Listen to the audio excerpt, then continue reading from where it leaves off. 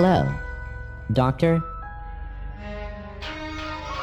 What is that?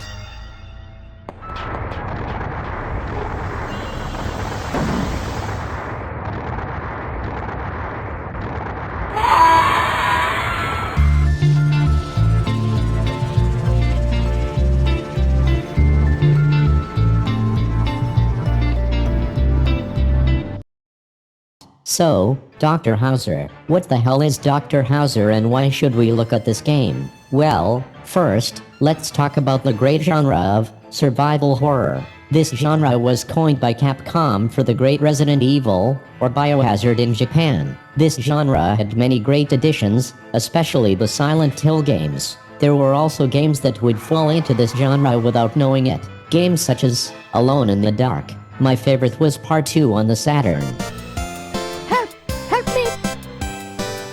Love this game. Anyway, many of these games were influenced by horror films, books, and stories. But I stumbled upon one game long ago that had some glaring similarities to the original Resident Evil. Dr. Hauzer for the Panasonic 3DO.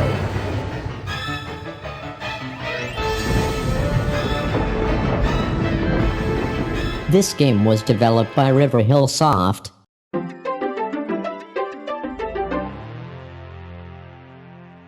who made many strange and wonderful games I'm going to tell you about in the future.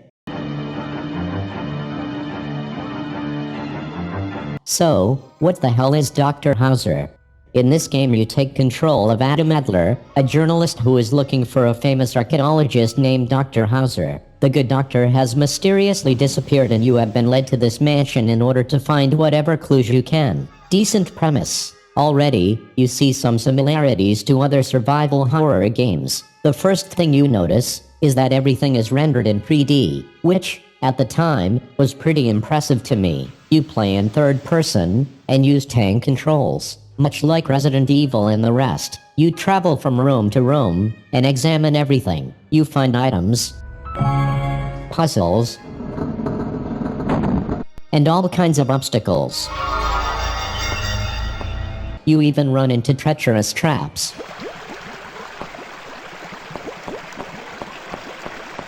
This house is covered in death at every corner, much of what you would expect from a survival horror game. Along the way, you reveal more about the mansion and the doctor. The layout of the house is actually very well done. Everything is locked at first, but you make your way around and create shortcuts for yourself.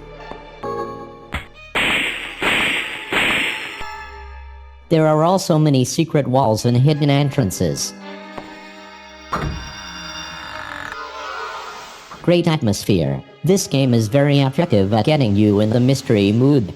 You make your way around the mansion and reveal more clues about the doctor and the experiments going on here. Graphically, the game is quite nice. The polygons are solid, and the backgrounds are effective. You can interact with many of the 3D environments and investigate almost everything. The sound and music is also very effective. The one issue I have is that the same music track plays throughout most of the game.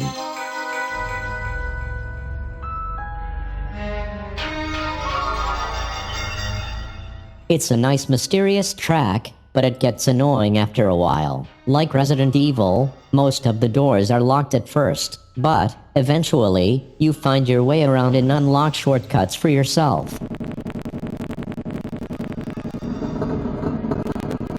The layout of the mansion is actually quite nice. It all comes back around by the end. The sound effects are effective. I especially love your scream. Speaking of which, this mansion is loaded with traps. There are no physical enemies to fight or kill, but the traps make up for it. Almost every room can kill you. You have to act fast in most cases. In some cases, you just die, like walking into this room and falling right into a pit.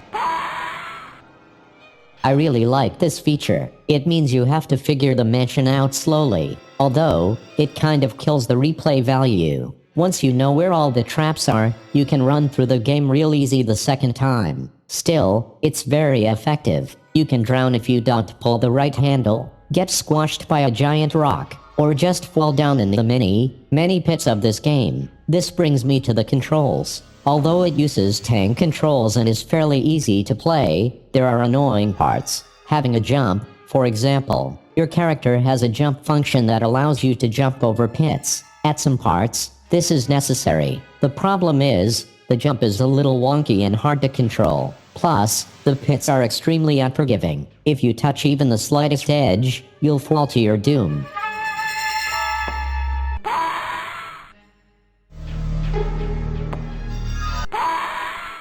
Again, if you know where all the traps are, you can probably beat this game in 30 minutes. By far, my favorite feature in this game is the ability to change the camera angle. Yes, you heard right. You can choose 3 different views in this game. The standard is the third person, Resident Evil style, which seems to work best for this game. There is a first-person mode, which adds a different level of atmosphere to the game. And, lastly, there is the strange but sometimes useful, overhead mode. The fact that you can switch between these views at any time is amazing.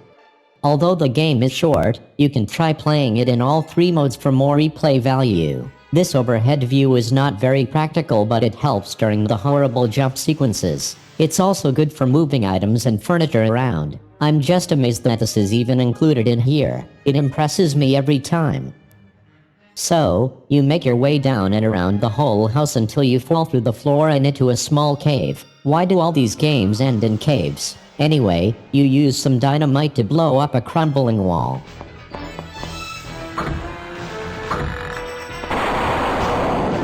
You reveal a mine car. Then, in virtual highlight fashion, you take a ride.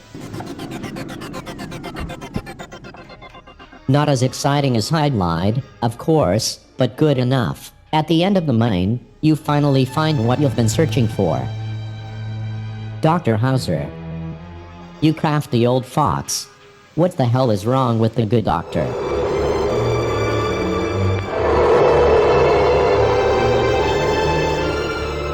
You sly bastard. Turning into a giant blue face on the wall. You got us good, Doc. I was not expecting that. Anyway, the doctor has gone mad. He's been waiting for his dead wife to return. Unfortunately for him, the house has made him a part of itself.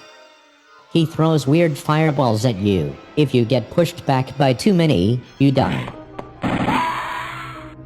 The key is to pull out a picture of his wife and force your way to him.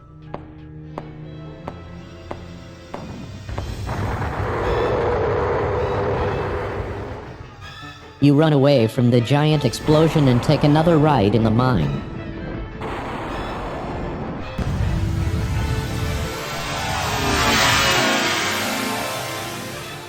This time you escape and watch as the whole mansion falls apart.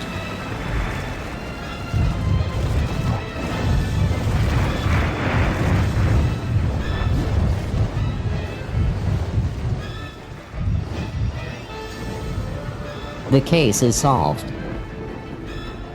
Enjoy the fun little comedy cutscenes. What a nice ending. Although this game is lacking in replay value, it's really fun to play once or twice. In my opinion, this game influenced many survival horror games. The loading screens, door animations, controls, they all became a staple of the genre in later games. This game is a fun little oddity, on a strange system. I do appreciate the strangeness of the 3DO. They don't make games this strange anymore. It's important to go back and appreciate the genre before it became what it is today. This game is a must-play for any survival horror fan. It has its own style. It has welcoming graphics, unexpected surprises, the ability to save anywhere at any time, all the good stuff that this era of gaming was known for. I hope you enjoyed it as much as I did. Take a chance, jump in, and find the good doctor. Just be careful with those damn jumps.